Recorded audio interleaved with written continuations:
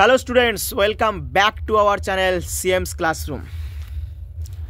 আজকে একটা নতুন একটা নাটক নিয়ে আলোচনা হবে। বিজন ভট্টাচার্যের লেখা একটা নাটক, বলা যায় এটা একটা ক্লাস। এই যে ক্লাসটা হবে আজকে, ক্লাসটার জন্য পুরো শেখে দেওয়া আলোচনা পুরো।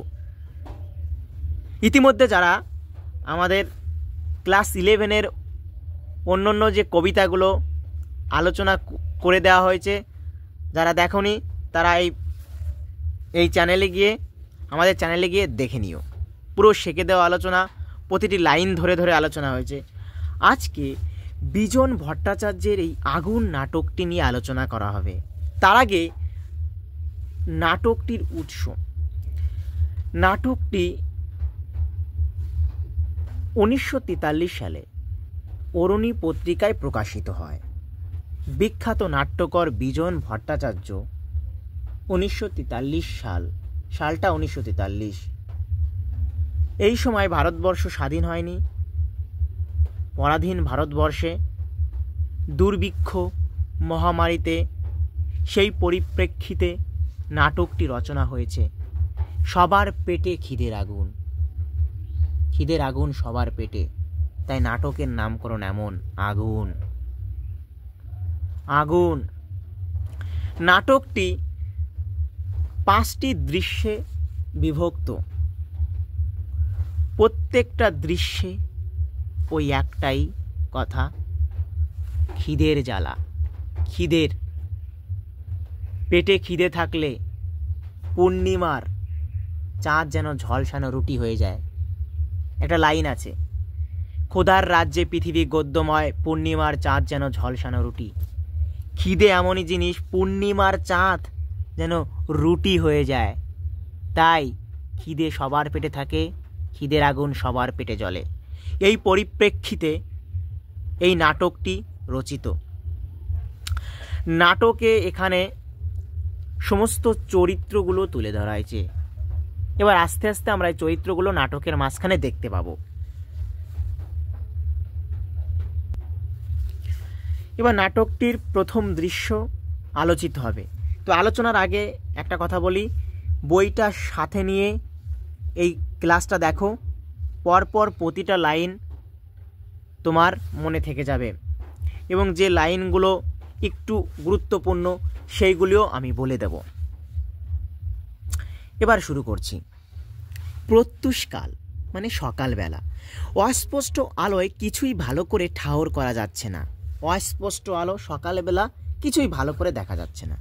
সাংসারিক টুকিটাকি জিনিসপত্রগুলো দেখাচ্ছে আবছা আবছা, অপরিচ্ছন্ন। পরিবেশের মাঝখানে দেখা যায় একটা মেটে জ্বালা। সাংসারিক টুকিটাকি জিনিসপত্রগুলো আবছা আবছা দেখা যাচ্ছে এবং এই অপরিচ্ছন্ন পরিবেশের মধ্যে একটা মেটে জ্বালা মানে মাটির তৈরি একটা পাত্র। তারই গা ঘেঁষে একটা বাঁশের আলনার উপর দেখা যায় ঝুলন্ত একখানা নোংরা কাপড়, একটা ছেঁড়া চট আর একটা পুরনো ছেঁড়া কাঁথা। মেঝের উপর জন তিনেক লোক কাপড় মুড়ি দিয়ে শুয়ে পড়ে ঘুমোচ্ছে। খুব অস্পষ্ট নীল আলোয় স্টেজের এক পাশে এদেরকে দেখা যাচ্ছে। নাটক তো কোন অবস্থায় নাটকটি তুলে ধরা হবে মঞ্চে, তার জন্য এই লাইনটা। একটা মোরগ ডেকে উঠল, একজন একটু নেড়েচেড়ে পাশ ফিরল। ঘুমের ঘরে কে যেন আপন মনেই বিড়বিড় করে উঠে চুপ করে গেল। মোরগটা আবার ডেকে উঠল, একটু চুপচাপ। দূর গায়ের আজানের শব্দ কানে ভেসে আছে, দূরের গ্রামের মুসলমানরা যে আজান দেয় তার শব্দ। একটা কাক ডানা ঝাপটে ডেকে উঠল, আবার একটু চুপচাপ। মোরগটা আবার ডেকে উঠল। একটু পরে হাই তোলার শব্দ কানে এলো। মনে হলো কে যেন আর মোড়াও ভাঙছে। আর মোড়াও মানে সকালের যে আলিশিটা, সেটা কে যেন ভাঙছে। পুরুষ একটা চরিত্র হাই তুলছে, হও, আর মোড়া ভাঙলো, এইভাবে। এইবার উঠতি হয়, আর শুয়ে থাকলি ওদিকে আবার সব গোলমাল হয়ে যাবে নে।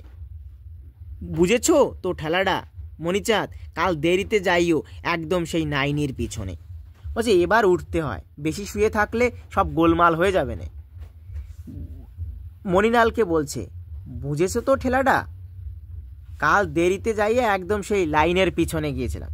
ওদিকে চাল পাতি পাতি সেই বেলা 12টা, তাতেও আবার কথা আছে, চাল পাবা কি পাবা না, হয়তো পালেই না। কুরনের মা তো দেখলাম কাল শুধু হাতে ফিরে এলো। বলছে ওদিকে চাল পেতে পেতে লাইনেও দাঁড়ালেও কি অবস্থা দেখো, মানে রেশন দোকানের সামনে লাইনে দাঁড়িয়েছে চালের জন্য, খিদের জ্বালা, বড় জ্বালা। সেই খিদের জ্বালায় লাইনের সামনে, মানে দোকানের সামনে লাইন দাঁড়িয়েছে। সেই লাইনের দাঁড়ালে কি হবে, তাও চাল পেতে পেতে সেই বেলা 12টা, তাও চাল পাবে কিনা নিশ্চিত নেই। ওদিকে কুরনের মা দেখলাম কাল শুধু হাতে ফিরে এসেছিল, কুরনের মা শুধু হাতে ফিরে এসেছিল। তাই দেখা গেল যে ওদিকে দেখলাম একটা বিড়ি ধরায় লোকটা একটা বিড়ি ধরাচ্ছে শুয়ে শুয়ে। অস্পষ্ট আলোয় বিড়ির আগুনের আনাগোনা বেশ সুস্পষ্ট, মানে আলো তো অস্পষ্ট, অন্ধকার একটা জায়গায় বিড়ির আগুনের আনাগোনা। যদি অন্ধকার একটা জায়গায় কেউ বিড়ি ধরায় তাহলে বিড়ির ইন্ডিকেটর দেখা যায়, ওই রকম আনাগোনা সুস্পষ্ট।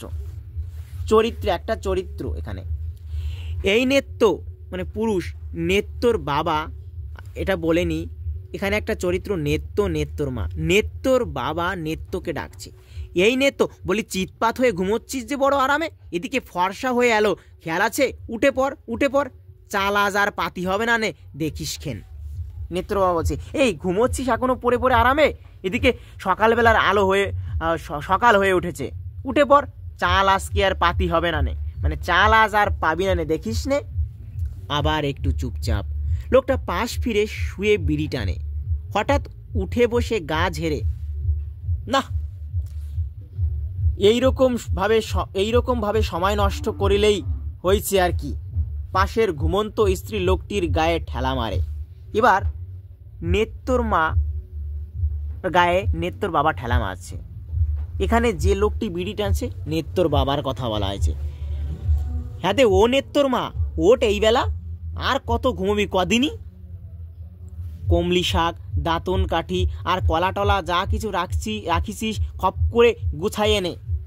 মানে তারা কমলি শাক বিক্রি করে, গ্রামে যারা থাকে গ্রামের সবাই দেখেছে কমলি শাক কি জানে, দাঁতন কাঠি, দাঁত পরিষ্কার করা একদম ছোট ছোট কিছু কাঠি, আর কলাটলা, এগুলি ওরা বিক্রি করে। তাই বলছে খপ করে তাড়াতাড়ি গুছাইয়ে দে তো, ওইগুলো বিক্রি করে শেষ পরে তা তো নাইনি গে চাল কিনবি, মানে ওগুলো বিক্রি করতে হবে, কমলি শাক, দাঁতন কাঠি, কলাটলা, এগুলো বিক্রি করে শেষে তো সেই নাইনি, মানে লাইনে গিয়ে চাল কিনবি সেই টাকা দিয়ে, যত সকালে যাবি ততই ভালো। নে উঠে পড়, আর দেরি করিস নে, কই উঠলি নি এখনো, তো থাক শুয়ে তোরা, আমি চললাম। বলছি এখনো উঠলি না, তো থাক আমি চললাম। গামছাখানা বার দুয়েক ঝেড়ে কাঁধের উপর ফেলে লোকটা ব্যস্তভাবে বেরিয়ে পড়ে। একটু পরেই উঠে বসে নেত্যর মা, নেত্যর গায়ে ঠেলা মেরে বলে, নেত্যর মা বলছে নিতাই, নিতু, ও বাবা নেত্য, নে উঠে পড় বাবা এই বেলা। একটা মোরগ ডেকে উঠল দূরে, একটা কুকুর ডাকছে শোনা যায়। নেত্য এবার আড়মোড়া ভেঙে উঠে বসে, মানে সকালবেলা ঘুম থেকে উঠে ওই আলিশিটা ভেঙে এবার উঠে বসেছে। কি হয়েছে কি সকালবেলায়, আচ্ছা তাল হয়েছে রোজ সকালে, একটু ঘুমানোর জন্যই কি এক নাইনির তাল হয়েছে। নিত্য বলছে কি হয়েছে সকালবেলা, আচ্ছা তাল তো রোজ সকালে, একটু ঘুমোতে পারি না, শুধু সেই লাইনের তাল হয়েছে। নিত্যর মা বলছে ঘুমোসক্ষণ বাবা, ঘুমোসক্ষণ, দুপুরবেলা ঘুমোসক্ষণ, এখন চল, নিয়ে উঠে পর খপ করে। নিত্যর মা তাড়াতাড়ি ওর বাজারের সওদাগুলো একটা ঝুড়িতে গোটো করে আনে, মানে সব জড়সড়ো করে আনে।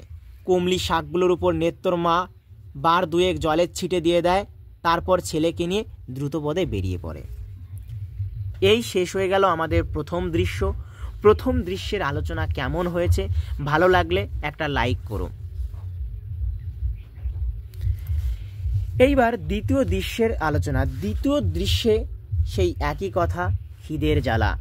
সবাই সেই রেশন দোকানে লাইন নিয়ে ব্যস্ত, সেখান থেকে চাল আনবে, সেই চাল থেকে তারা খাবে।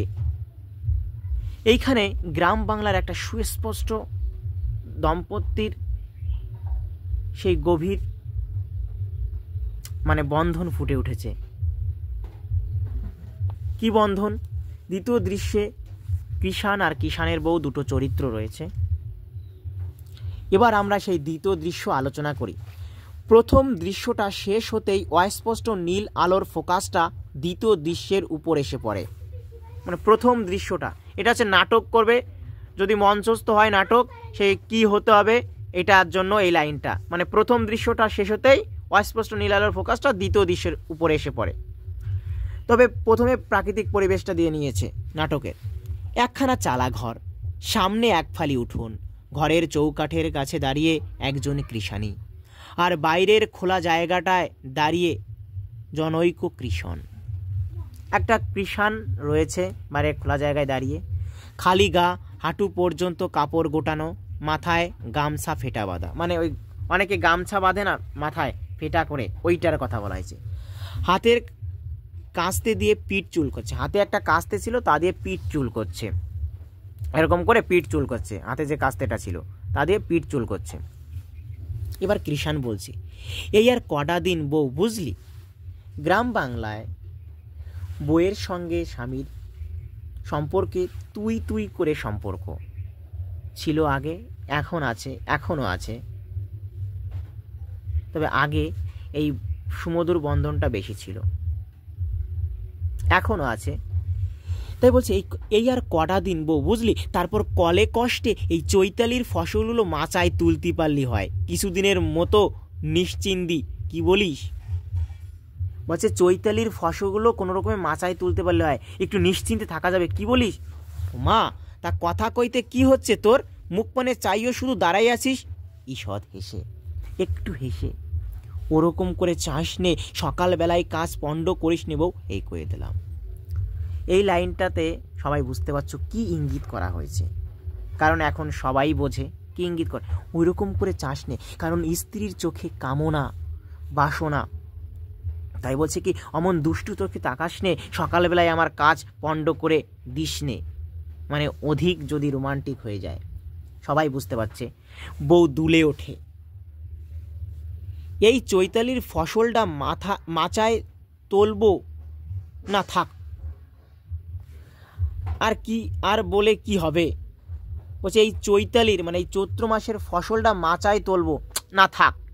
আর বলে কি হবে? মনে মনে এ পর্যন্ত তো কত কিছু করব বলে ঠিক করলাম, পারলাম কই এখন তোরই। মনে মনে ভাবলাম যে অনেক কিছু করব, কিন্তু এখন পর্যন্ত তো পারলামই না কিছুই। দেখি আর কটা দিন একটু কষ্ট কর। পিছন ফিরে একটু এগিয়ে গিয়ে আবার ঘুরে দাঁড়ায়। আর দেখ, একটু তাড়াতাড়ি ফিরিস, মাঠের থেকে ফিরে এসে ধরে যেন প্রাণ আর তিষ্ঠুতি চায় না। তুই আসবি সেই দুটোয়, তারপর রাঁধবি, তারপর খাবো। একটু তাড়াতাড়ি ফিরিস। কেষ্টর মার সঙ্গে সকাল সকাল গে নাইনির একেবারে প্রথমে দাঁড়াতে পারিস নে। গে নাইনির লাইনের একেবারে প্রথমে দাঁড়াতে পারিস নে। মাঠের থেকে ফিরে ধরে এই গলায় যেন আর প্রাণ থাকতে চায় না, এতটা কষ্ট হয়ে যায়। বাইরে একটা গরু হামলে উঠল। কৃষাণ গরুকে লক্ষ্য করে বলে, আরে রয় যাও, মাঠে যাবার জন্য একেবারে পাগল হয়ে উঠেছে এর মধ্যে। গরুকে বলছে, একটু দাঁড়াও, মাঠে যাবার জন্য পাগল হয়ে উঠেছ। বইয়ের প্রতি আবার বলছে, তা ওই কথা বুঝলি, কেষ্টর মার সঙ্গে আগে বাগে গে নাইনির একেবারে সে প্রথমে দাঁড়াবি। একটু হেসে ফের আবার ওই রকম করে তাকাচ্ছিস মুখ পানে।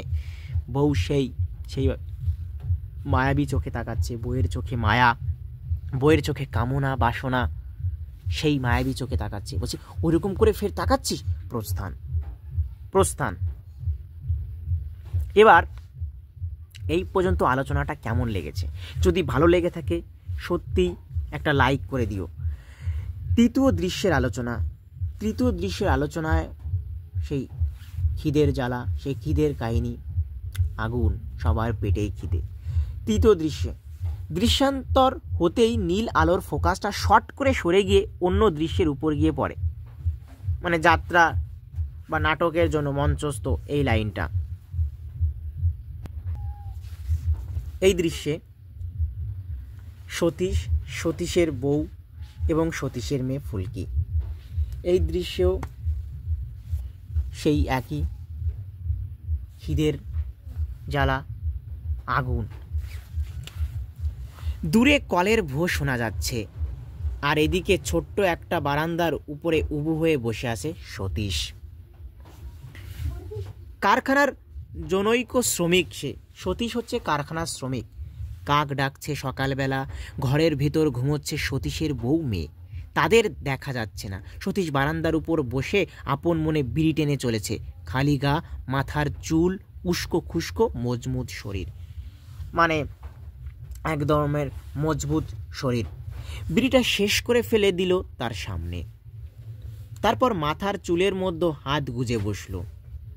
একটু পরে ঘাড় বেঁকিয়ে ও তার ঘুমন্ত মেয়েকে লক্ষ্য করে বলে উঠল, সতীশ বলছে, আরে ফুলকি, ফুলকি উঠলি? বাপরে ঘুম, যে যেমনি মা তার তেমনি বেটি, কুম্ভকর্ণ আর কাকে বলে, সেই সাঁঝের বেলা শুয়েছিস বিছানায়?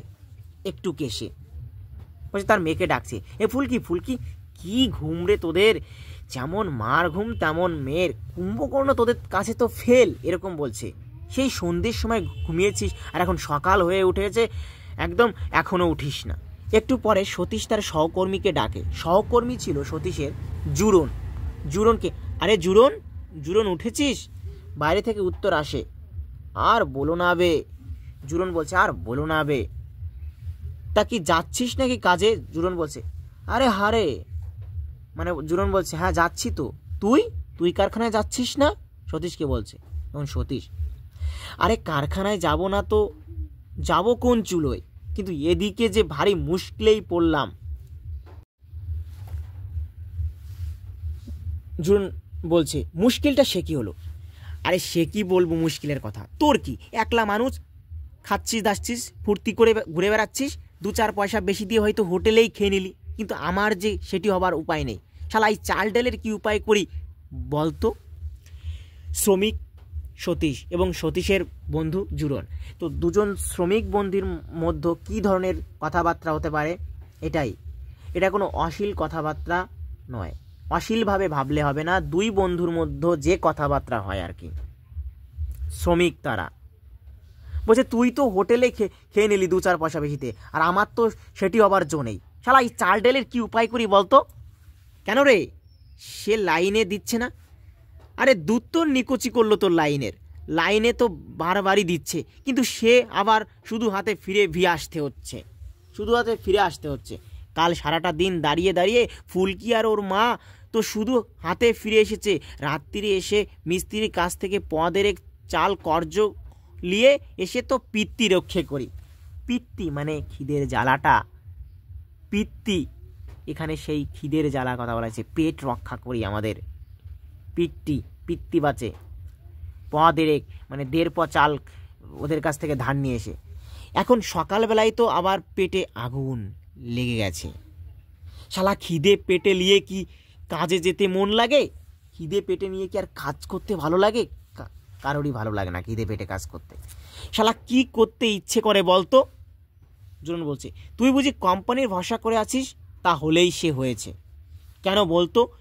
তুই বলছিস কি কোম্পানি ভরসা করবো না, দোকানে ভরসা করবো না, সে গাটের পয়সার বি ভরসা করবো না, তো কাকে ভরসা করি বল?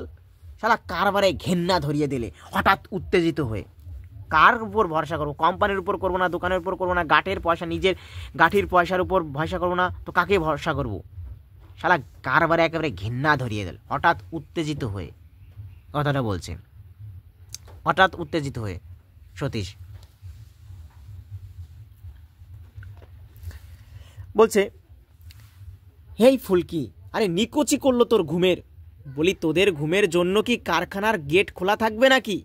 সে কবে থেকে ডাকছি, বলছি কি আছে দে দুটো খেয়ে বেরিয়ে পড়ি, যে ঠেলতে হবে তো আবার ঘানি সারাদিন মানে গিয়ে সারাদিন তো সেই ঘানি টানতে হবে, সারাদিন সেই ঘানি টানতে হবে। ফুঁসে ওঠে ওর বউ ক্ষীরি বলে, ঠেলতে হবে তো মেয়ে মানুষ কি করবে শুনি, নিজে হাতে করে আনলে তো আল 1.5 প চাল কর্জ করে। বলছে ক্ষীরি এবার ফুঁসে ওঠে বলছে মেয়ে মানুষ কি করবে শুনি, তোমার ঠেলতে হবে, কাল তো 1.5 প চাল নিয়ে আসলে কর্জ করে, তার ভেতরে 1 প চালের ভাত তো নিজেই খেলে, এখন সকালবেলায় তোমার পিন্ডি জুগাই কোত্থেকে বলো তো, খামোকা চাচাচ্ছ ভোরবেলা। দেখো খিদের জ্বালা অভাব এসে দাঁড়িয়েছে, তখন বইয়ের এই কথাগুলো কেমন বুকে বেঁধে। সত্যি বলছে, ও খামোকা চাচাচ্ছি দেখলি তুই, তোর ক্ষীরি আজকাল বড় ট্যাকট্যাকানি কথা হয়েছে। ট্যাকট্যাকানি কথা মানে হচ্ছে রসকসবিহীন মুখের উপর সেই নির্দয় কথাবার্তা। তোর সে মুখের সাজা কিন্তু আমি একদিন আচ্ছা করে দিয়ে দেবো। মুখের এই যে কথাবার্তা, মুখের সাজের যে কথাবার্তা, এই মুখের সাজা কিন্তু একদিন আমি আচ্ছা করে দিয়ে দেবো, বলছে সতীশ। ক্ষীরি উত্তেজিত হয়ে, কি বাকি রেখেছো, পরনে নেই কাপড়, পেটে নেই ভাত, বড় সুখেই রেখেছো, আবার লম্বা চওড়া কথা, লজ্জা করে না? পুরুষ মানুষ, তোমাকেই এই প্রথম দেখলাম। পুরুষ মানুষের পুরুষত্ব নিয়ে কথা বলছে এই অভাবের সময়। তার স্ত্রী তার আত্মসম্মানে বেঁধেছে। দেখে এসোকে কেলোর বাবা কেলোর মাকে কি হালে রেখেছে, কি আমার পুরুষ মানুষ রে। সতীশ বলছে, দেখ মুখ সামলে কথা বলিস ক্ষীরি, সতীশের আত্মসম্মানে পুরুষত্বে লেগেছে।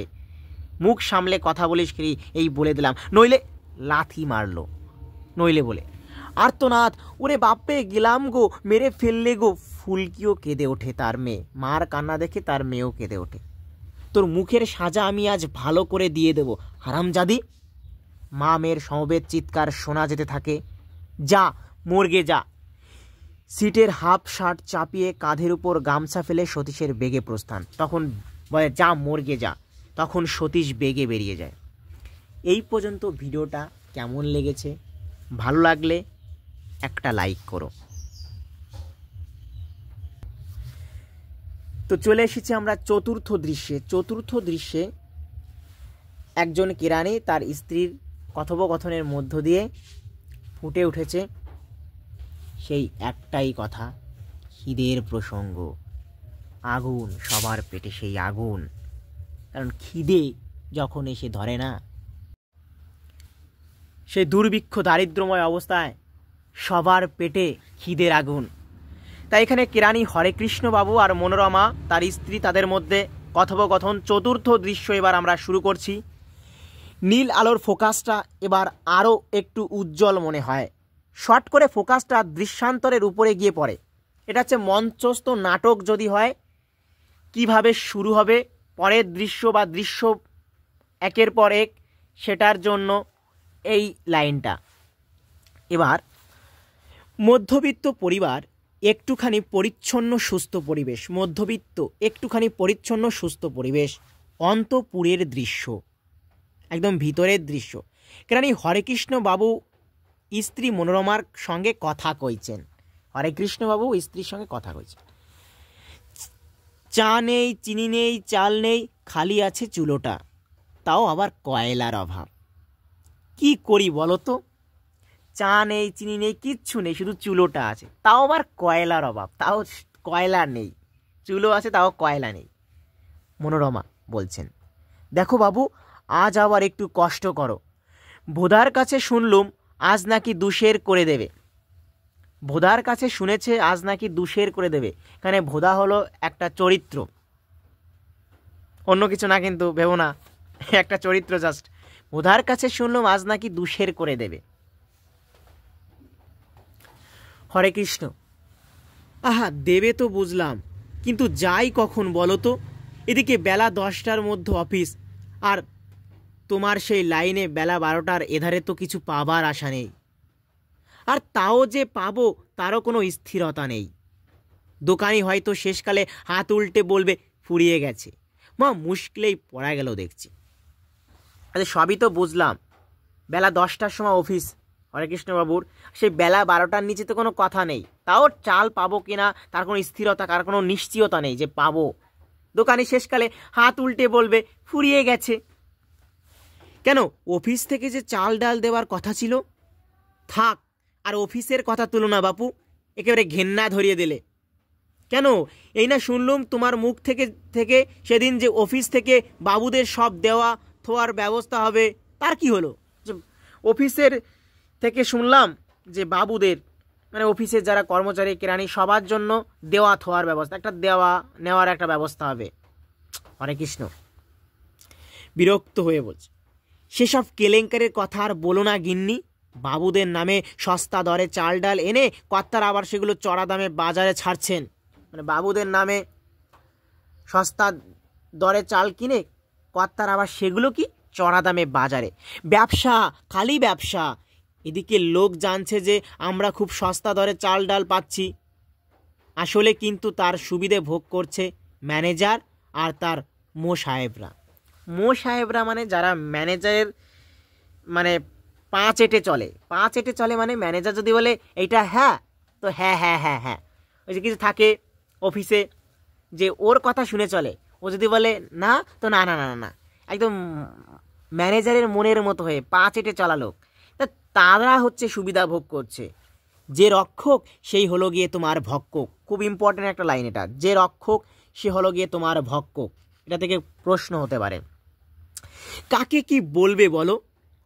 হয়েছে যত সব চোর স্যাসরের আড্ডা। কাকে কি বলবো? সব চোর স্যাসরের আড্ডা হয়েছে। দেখো যদি সেদিনকার মতো সিভিক গার্ডকে বলে কয়ে কিছু চিনি জোগাড় করতে পারো। বলছে দেখো সিভিক গার্ডকে বলে কয়ে যদি কিছু জোগাড় করতে পারো। স্ত্রী মনোরমা, হরে কৃষ্ণ বাবুর স্ত্রী মনোরমা হরে কৃষ্ণকে বলছে যে দেখো কিছু করতে পারো কিনা যে এই বিষয়ে। তখন চোখ বড় বড় করে, কিন্তু চালের কি হবে দেখি, দাও টাকাটা ঘুরে আসি। মিছে ভেবেই কি কিছু বার করতে পারবো? গমন উদ্যত মানে বলছে কি চালের কি হবে দেখি, টাকাটা দাও ঘুরে আসি। মিথ্যে ভেবে কিছু কি বার করতে পারবো? সে গমনের জন্য উদ্যত হলো বা বের হতে চেষ্টা করলো। মনোরমা পিছন ফিরে, ও কি ঠাকুর নমস্কার করে বেরোলো না?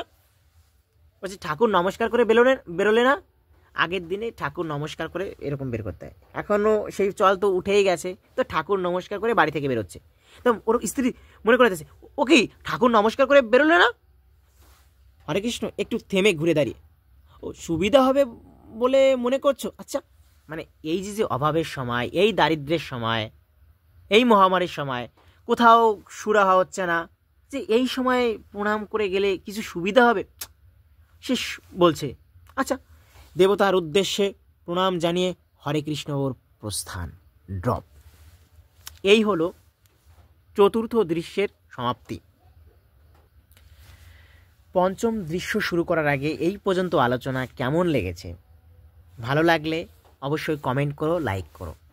পঞ্চম দৃশ্যে যে আলোচনা হয়েছে কতগুলো লোকের মধ্যে রেশন দোকানে দাঁড়িয়ে বা দোকানের সামনে দাঁড়িয়ে চাল নেওয়ার কথাবার্তা, চাল নেওয়ার ভঙ্গিমা, যে তাদের পেটে খিদের আগুন জ্বলছে, তারা খেতে পাচ্ছে না, সেই লম্বা লাইন দেওয়ার পরেও চাল পাওয়া যাচ্ছে না, সেই দুর্ভিক্ষ, সেই মহামারীর ঘটনায় আগুন লাগছে পেটে, পেটে যেন আগুন ধরে গেছে, খিদের আগুন। কিসের আগুন?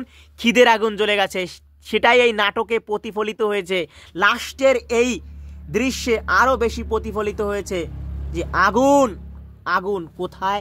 পেটে আগুন লেগেছে, খিদের আগুন লেগেছে। পঞ্চম দৃশ্য, দিবালোকে সব কিছু সমুজ্জ্বল সারবন্দি একটা কিউ স্টেজের উপর দিয়ে একে বেঁকে দোকানের সামনে গিয়ে মিশেছে। কিউ কথার মানে হচ্ছে লাইন বা সারি। হট্টগোল চলছে লাইনে, নানা সমস্যা নিয়ে নানান জনের গবেষণা, মুখর পরিবেশ।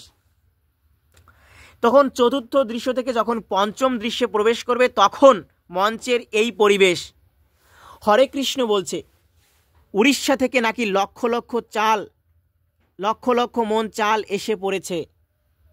এ চাল উঠল কোথায়?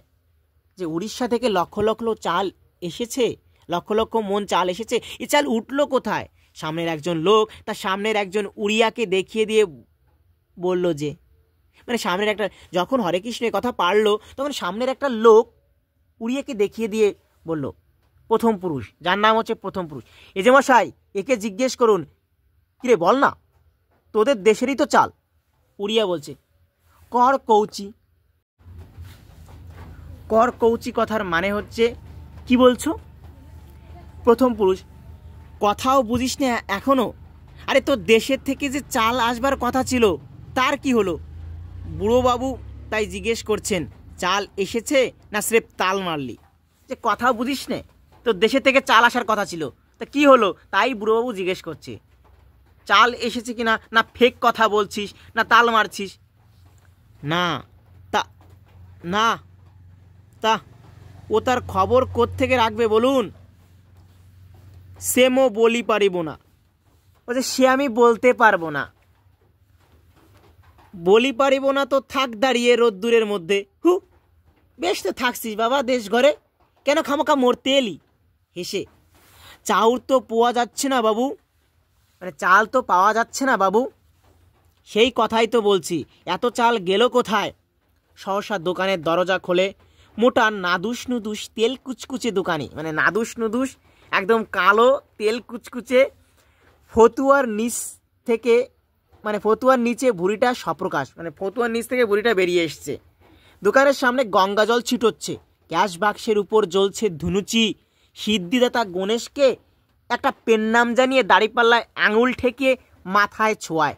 তারপর দোকানি তার গদিতে চেপে বসে। দরজার পাল্লায় লটকানো বিজ্ঞাপন, মানে দরজায় একটা বিজ্ঞাপন লটকে দিয়েছে, খুচরা নাই।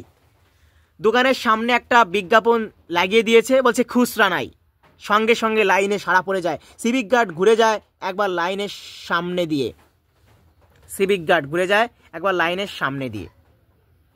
কি জন্য ঘুরে যায় সিভিক গার্ড? এই সব টিকিট আছে তো, নইলে কিন্তু চাল মিলবে না বলে দিচ্ছি। ওদের সিভিক গার্ড বলছে, সবার টিকিট আছে তো? সবার টিকিট কি আছে? বলছে, সবার টিকিট না থাকলে চাল পাওয়া যাবে না কিন্তু, এই বলে দিলাম। হরে কৃষ্ণ তখন বলছে, কশের করে দেবে মশাই?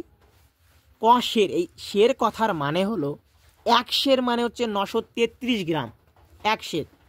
বলছে কশের করে দেবে মশাই। সিভিক গার্ড, যখন দেবে তখন দেখতেই পাবেন। খুচরো পয়সা সঙ্গে রেখেছেন তো? বলছে, ও একটু মেজাজ দেখাচ্ছে।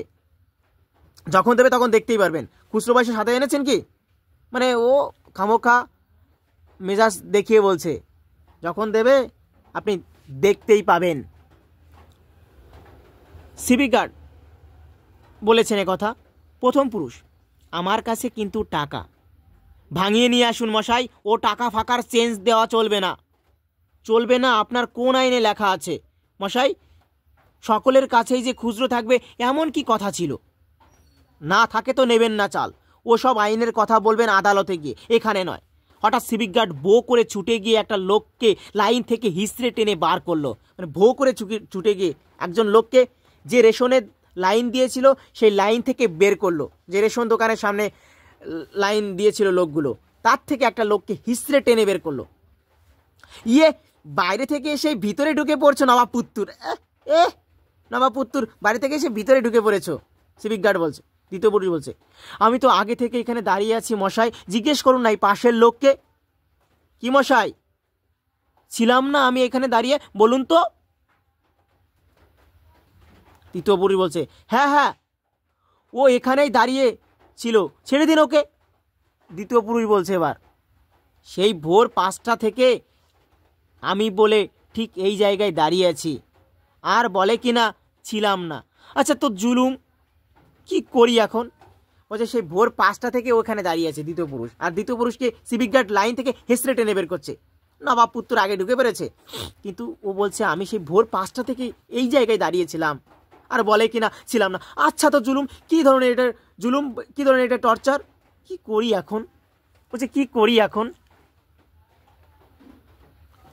সিভিক গার্ড, কি করি এখন? কেন লাইন ছেড়ে বাইরে যেতে বলেছিল কে? কেন ছেড়েছিলেন লাইন? কি মুশকিল, তারও কি কৈফিয়ত দিতে হবে নাকি? সিভিক গার্ড বলছে, তা হবে না? কোথাকার লোক কোত্থেকে এসে ভিড়ে পড়লো জানতে হবে না? কেন আগে থেকে সেরে আসতে কি হয়েছিল? এই খবরদার, আগে থেকে সেরে আসতে কি হয়েছিল, বুঝতে পারছো তোমরা কি সারার কথা বলেছে। সিভিক গার্ড হঠাৎ আবার অন্যদিকে ছুটে বেরিয়ে গেল, গিয়েই ঝট করে দুস্থ চেহারার একটা লোককে গালের উপর চাপটাঘাত করে বসেছে। দুস্থ চেহারার গরিবকে হঠাৎ করে গিয়ে চাপটে ঘাট দিয়েছে, চাপটে ঘাত একটা থাপ্পড় দিয়ে বসেছে।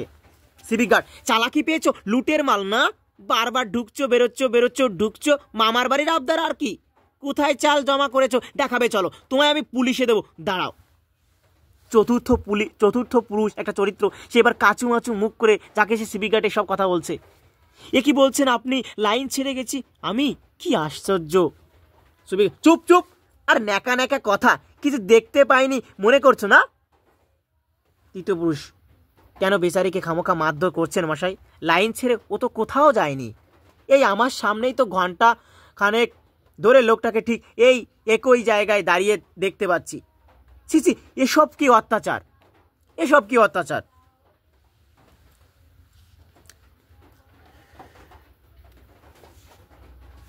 সিভিক গার্ড বলছে, নিজের চোখকে আপনি মশাই আমায় অবিশ্বাস করতে বলেন? হ্যাঁ তাই বলি। বলছে হ্যাঁ তাই বলিন, তোমার চোখকে তোমার অবিশ্বাস করতে হবে। তৃতীয় পুরুষ বলছে হ্যাঁ তাই বলি। নজরটাও কি আপনার এক চোখে? চোখ তো আমাদেরও আছে নাকি?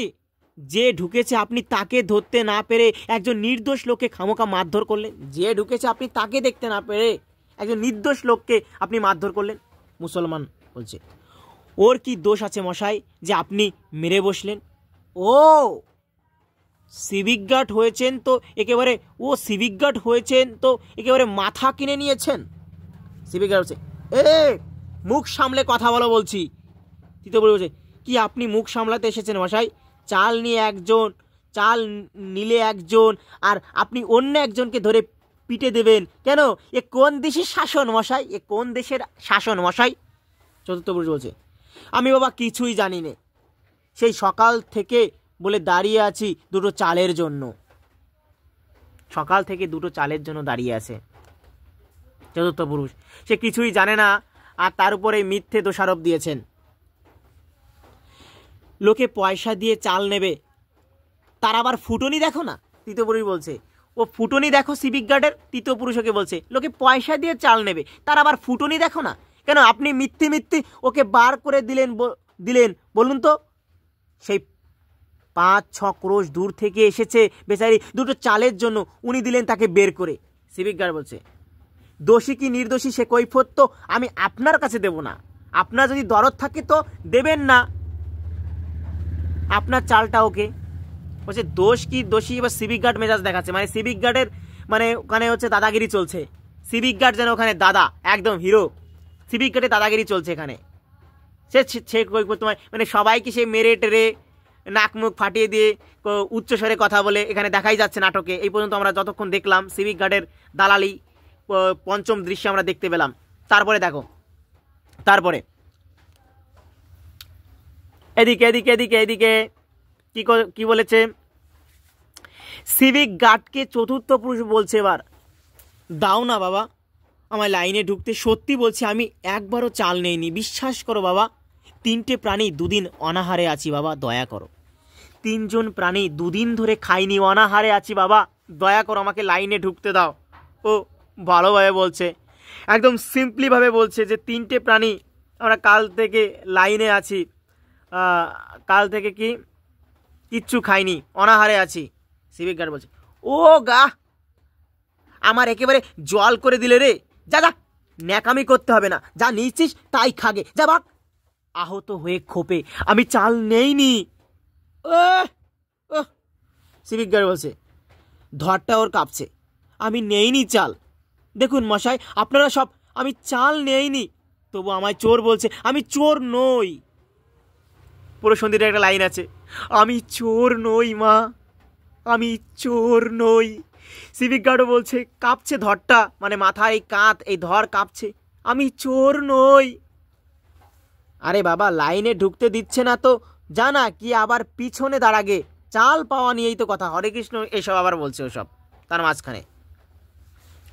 তৃতীয় পুরুষ বলছে, ও খুব যে দরদ দেখি জান না, আপনি গিয়ে 500 লোকের পিছনে দাঁড়ান গে। সিভিক গার্ড বলছে, এই গোলমাল করবেন না বলে দিচ্ছি, চাল নিতে হয় তো চুপচাপ লাইনে থাকুন, পরের জন্য দরবার করতে হবে না আপনাকে। বলছে কি পরের জন্য দরবার করতে এখানে আসবেন না, ঠিক আছে, পরের জন্য এখানে দরবার করবেন না, চাল নিতে হয় তো আপনারা নেবেন, না নিলে কেটে পড়বেন, পরের জন্য এখানে দরবার করতে আসবেন না।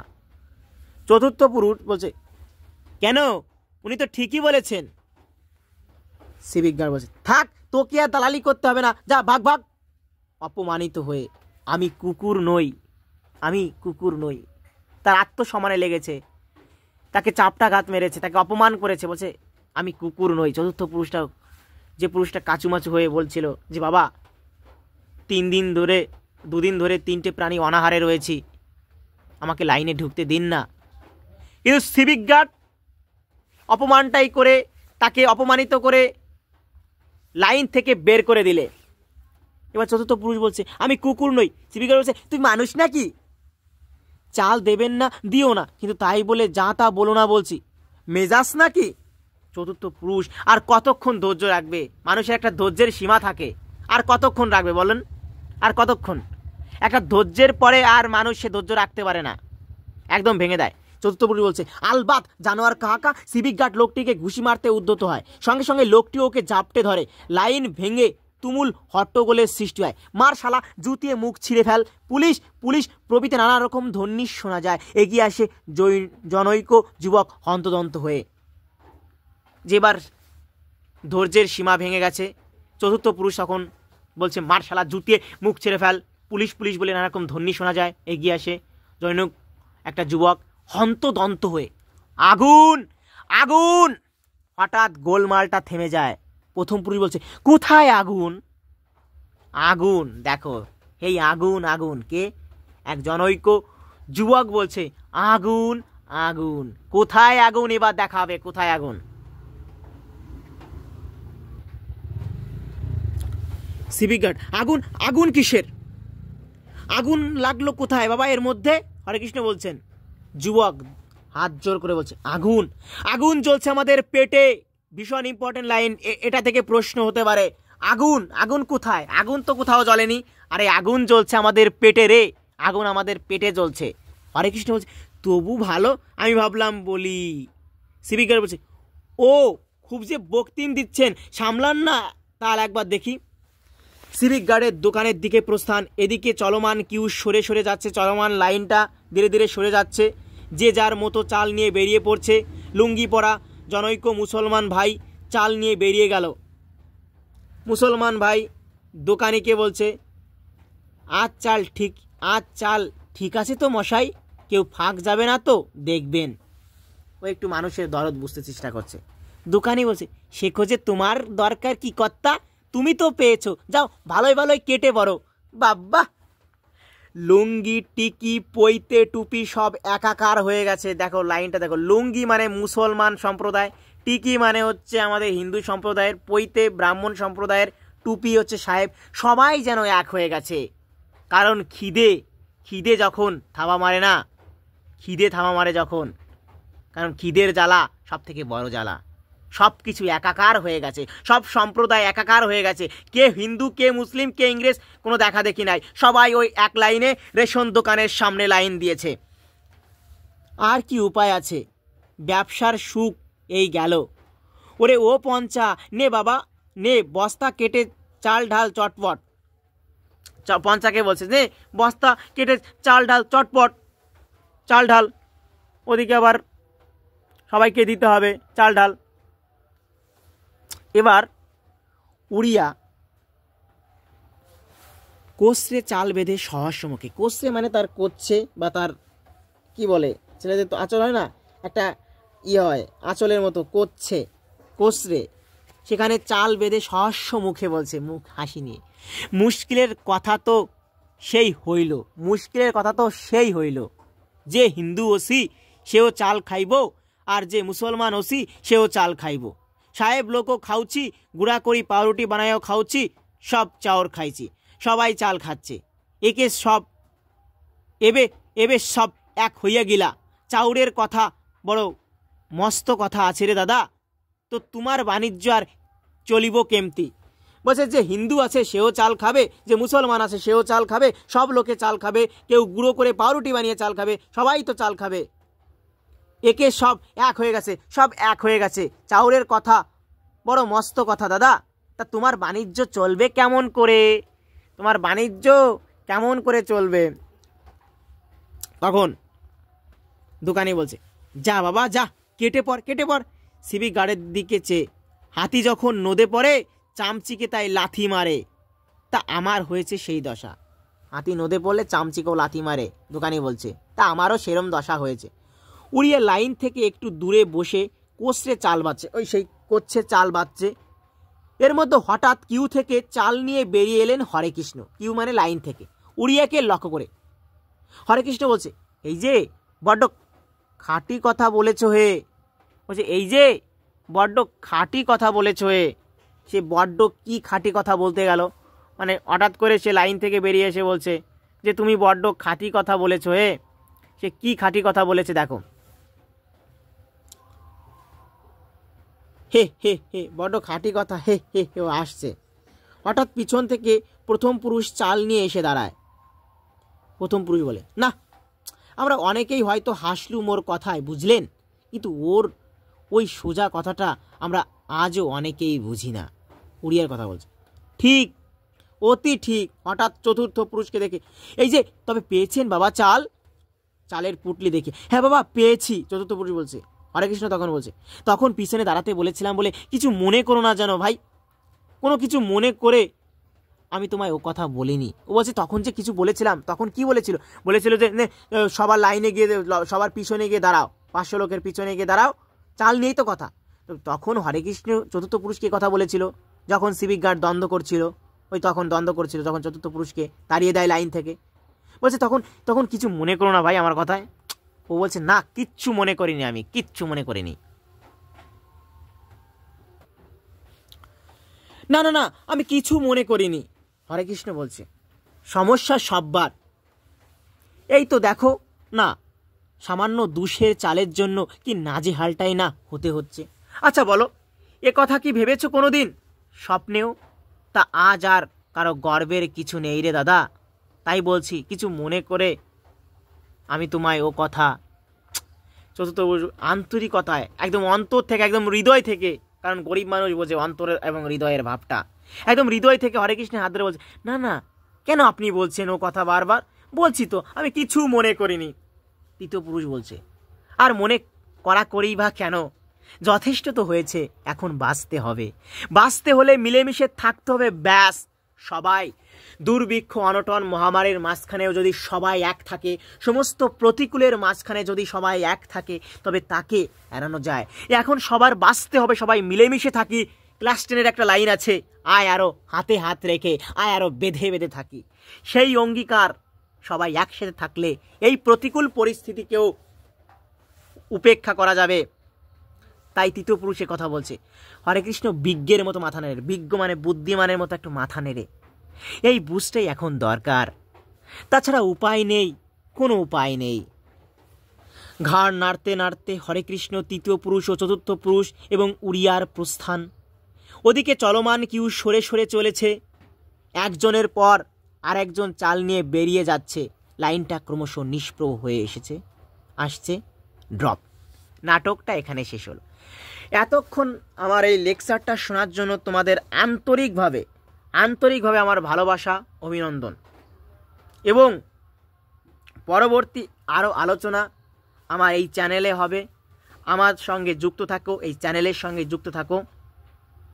আরও গল্প, কবিতা, নাটক সব কিছুই আলোচনা হবে।